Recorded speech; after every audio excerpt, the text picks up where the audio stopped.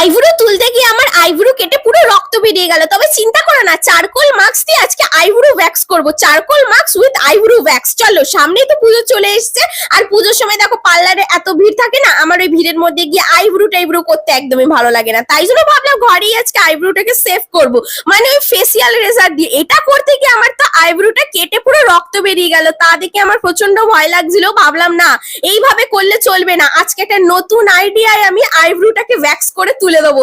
হ্যাঁ, তার জন্য চারকোল মাস্ক নিয়ে নিয়েছি। আর আইব্রোর পুরো চারিদিকে আমি লম্বা লম্বা করে যেভাবে আইব্রো ডিজাইন আছে সেভাবে আমি চারকোল মাস্কটাকে আমি দুটো ভুরুতেই লাগিয়ে নিলাম ঠিকঠাক ভাবে। মনে মনে ভাবছিলাম যেটা হবে কি হবে না, হবে কি হবে না। তারপরে ভালো, চলো লাগিয়ে তো দেখি। আর আমার আইব্রোর মাঝখানেও অনেক মানে লোম ছিল, সেই জন্য আমি মাঝখানটাতেও লাগিয়ে নিয়েছি। আর তারপরে দেখো, এটা আমি 10 মিনিটের জন্য ছেড়ে দেবো।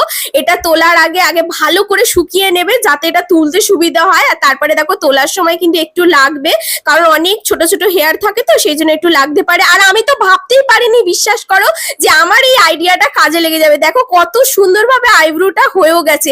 যাকে এবছর আমার পার্লারে যাওয়ার পয়সাটা কিন্তু বেঁচে গেল। এবছর ওই পয়সাটা দিয়ে কিন্তু আমি ফুচকাটা খেয়ে নেবো। তোমরা একবার ট্রাই করে দেখতে পারো।